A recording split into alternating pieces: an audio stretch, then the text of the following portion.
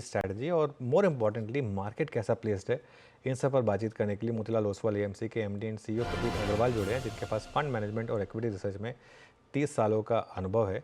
और आइए उनसे समझते हैं कि इस समय उन्हें क्या पसंद आ रहा है। प्रतीक जी, गुड मॉर्निंग, बहुत बहुत शुक्रिया आज हमारे साथ जुड़ने के लिए। कैसा फील कर थैंक रहे यू। हैं इस समय आप? मार्केट में एक ऑल टाइम हाई, एक मोमेंटम बहुत स्ट्रॉन्ग, सेंटिमेंट काफ़ी स्ट्रॉन्ग, गोइंग इनटू बजट, आप कैसा फील कर रहे हैं इस समय? नहीं, so market all time high है तो अर्निंग्स भी ऑल टाइम हाई है। एंड मार्केट की मूव अगर आप देखो तो अर्निंग्स ग्रोथ के अनुपात में ही हुई है, शायद थोड़ा ज्यादा। तो हिस्टोरिकल पी बेसिस पे शायद valuations are where they were, let's say 2 years back. तो ये एक चीज ख्याल रखनी चाहिए। दूसरी ये कि अगर मार्केट में अर्निंग्स ग्रोथ हिस्टोरिकल ट्रेंड से ज्यादा हो, अगला रेट एक्शन आप घटने का एक्सपेक्ट कर रहे हो, तो वैल्यूएशंस एवरेज से ज्यादा होनी चाहिए। तो कुछ हद तक हमको लगता है हायर वैल्यूएशंस सस्टेनेबल हैं। जो हमने कुछ नंबर किए थे उसके हिसाब से अगर मार्केट में 10 साल की ग्रोथ आउटलुक 1% से ज्यादा होती है वर्सेस जो आपकी हिस्टोरिकल ग्रोथ आउटलुक थी, तो मार्केट की वैल्यूएशन 4.5-5% ज्यादा होनी चाहिए वर्सेस हिस्टोरिकल एवरेज। तो ये एक बॉलपार्क नंबर है, 1% इज 4.5%। तो आप जो आपको ग्रोथ का आउटलुक लगता है उससे इसको मल्टीप्लाई करके यूज कर सकते हैं, both on the higher and lower side. तो ऐसा है, हमको लगता है कि ग्रोथ की आउटलुक अच्छी रहेगी। हाँ, अब एक चीज होगी बाजार में। अभी तक बेस इफेक्ट की वजह से ग्रोथ omni प्रेजेंट लग रही थी, हर जगह ग्रोथ दिख रही थी।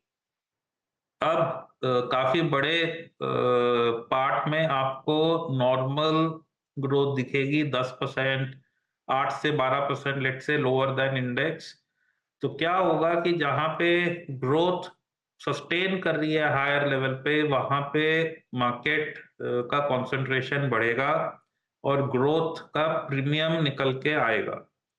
सो ऐसा हमारा अंदाजा है। We are quality and growth focused investor. So हमको लगता है कि इस स्टाइल के लिए शायद आगे अच्छा टाइम आने वाला है ऑन अ रिलेटिव बेसिस। कि अच्छा सिंस आपने अर्निंग्स की बात छेड़ दी और मैं मान रहा हूँ इस बात को कि अर्निंग्स ग्रोथ भी काफ़ी शानदार रही है, एक कंस्ट्रक्टिव व्यू आपने लिया था जब पिछली बार मेरी आपसे बातचीत हुई थी आईटी पर, और वो प्ले आउट हुआ काफ़ी हद तक।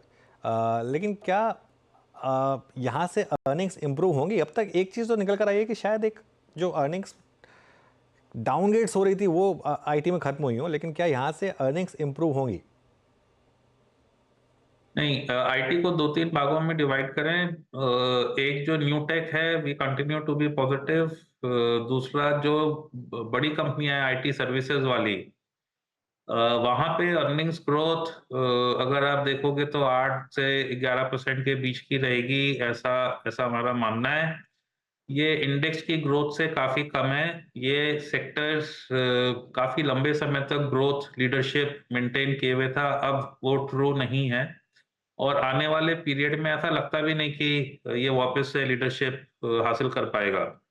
अगर ऐसा ना हो तो एज ग्रोथ इन्वेस्टर हमारा फोकस इस क्षेत्र से घट जाता है। जहां पे ग्रोथ आ रही है वो मिड कैप आईटी में आ रही है। कई सारे नाम आपने इससे पहले लिए थे, लॉट ऑफ देम हमारे पोर्टफोलियो में आपको दिखाई देंगे। और वहां पे वजह यही है कि वहां पे अर्निंग्स ग्रोथ इंडेक्स की ग्रोथ से काफी ज्यादा दिख रही है।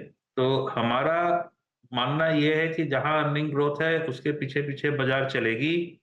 तो हमको जितनी ज्यादा अर्निंग ग्रोथ की डेल्टा मिलती है, हम वहां पे कोशिश करते हैं कि अगर वैल्यूएशन ठीक हो तो वहां पोजीशन हो। ओके अच्छा प्रतीक जी, एक दो स्पेस जो कि इस बार बहुत बड़ा मूव देखे गए हैं, आई थिंक कंपेयर करूँ मैं उनके, आई थिंक लास्ट ईयर के परफॉर्मेंस अच्छी रही, वो थे white good segment. Look at Voltas, Havells और PLI मैन्युफैक्चरिंग में आई थिंक डिक्सन ने काफ़ी बड़ा मूव दिया।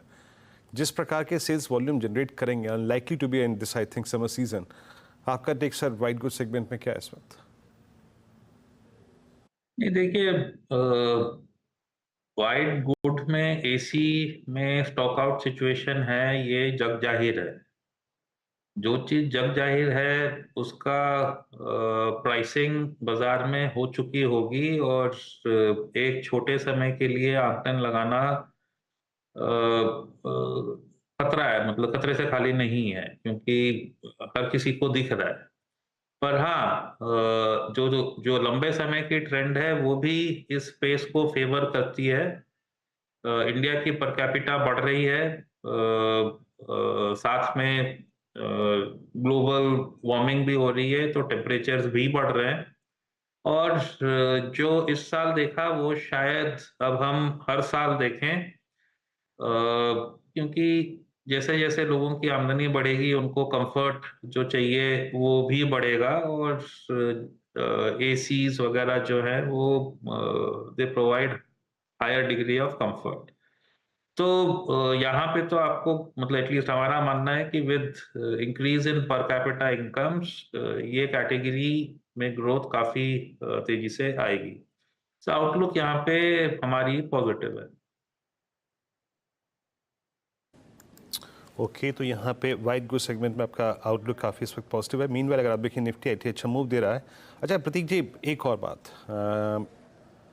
पिछले 2 महीने में और आई थिंक बीते 4 साल में सीमेंट स्पेस एक बड़ी M&A एक्टिविटी से गुजरा है, और मेजर जो कैपेसिटी है अगर आप देखें कुछ ही अब हाथों में बची हुई है।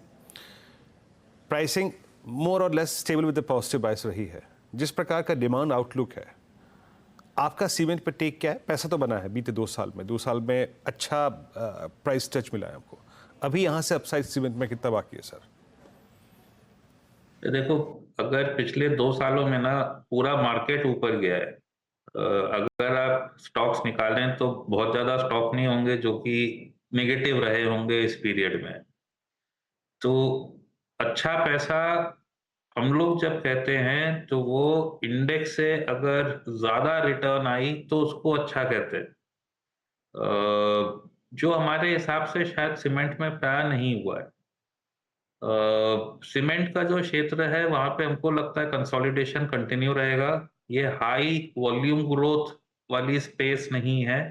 इसमें वॉल्यूम ग्रोथ प्राय जीडीपी के आसपास ही रहेगी, और कई बारी लोग जो हैं अपनी कैपेसिटी को चाइना की कैपेसिटी से कंपेयर करते हैं। आप ऐसा समझिए कि जो हमारी सीमेंट की कैपेसिटी है और जो चाइना की कैपेसिटी है उसकी जो रेशियो है ना, वो किसी भी और इंडस्ट्री में जो कि हमारे यहाँ है और चाइना में भी है, उससे बेहतर दिखेगी। तो जो ग्रोथ आउटलुक है इस स्पेस का ओवर द नेक्स्ट 6-7 इयर्स, वो बहुत ज़्यादा अच्छा नहीं है हमारे हिसाब से, एंड इसी वजह से जो कंपनियां ग्रो कर पाएंगी वो ग्रो थ्रू कंसोलिडेशन करेंगी, बजाय कि कैपेसिटी एडिशन के। So that is our thought. तो यहाँ पे चूंकि वॉल्यूम ग्रोथ ज्यादा नहीं है, सो बीइंग ग्रोथ इन्वेस्टर हमारा रुझान यहाँ पे काफी कम है। ओके, अच्छा, वैसे खैर जैसा आपने बोला पूरी मार्केट भागी है। कंजम्पशन पर क्या मूव है आपका, क्या व्यू है आपका? क्योंकि डिस्क्रिशनरी और नॉन डिस्क्रिशनरी दोनों में बहुत शानदार मूव्स हैं। जैसे ऑटोज़ में तो एक तरीके से ऑलमोस्ट हर स्टॉक डबल हुआ है पिछले 1 साल में।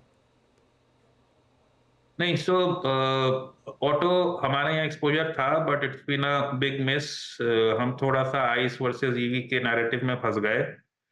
But that said, premiumisation is something जो हम लोग काफी फोकस्ड है। सो महंगे घर, महंगी गाड़ी, ज्वेलरी, मॉल्स, ये जो भी लिस्टेड स्पेस में है, ये सारी अच्छी ग्रोथ दिखा रहे हैं, और इन सब का इंक्लूजन हमारे पोर्टफोलियोज में आपको अक्रॉस द हाउस दिखेगा। ओके, कोई और नई थीम इस समय जो आपने अपने म्यूचुअल फंड्स में ऐड की हो, थोड़ी अर्ली स्टेज पर आपने उसको नोटिस किया हो? जैसा आपने बोला, क्योंकि मार्केट इतनी अग्रेसिव हो गई है इस समय कि कुछ फ्रेश थीम्स अगर कोई आपने सोची हो या कोई स्टडी की हो, उस पर बात कर सकें।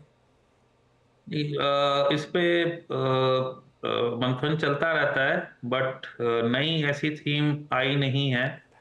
बहुत सारी स्पेसेस पिछले 4-5 सालों में नई निकल के आई हैं, जैसे electric vehicle, electronic manufacturing, renewable energy वगैरह, और ये आगे भी डीपन होंगी, ऐसा हमारा मानना है। तो अगर पहले आपने असेंबली करने के लिए पीएलआई निकाली, अब शायद कंपोनेंट मैन्युफैक्चरिंग को बढ़ावा मिलेगा। सो स्टेज बाय स्टेज आप मैन्युफैक्चरिंग को डीपन करोगे, तो मतलब जो हेडलाइन स्पेस है will remain the same. Companies which benefit incrementally कुछ पहली वाली होंगी, बट शायद कुछ नई भी निकल के आ सकती हैं, पर headline spaces will probably remain the same. Okay, चलिए बहुत बहुत शुक्रिया प्रतीक जी हमसे बात करने के लिए और हमारे लिए टाइम निकालने के लिए। एक छोटा सा ब्रेक लेकर 10 सेकंड का लौटते हैं। सुशील केडिया हमारे साथ तैयार है।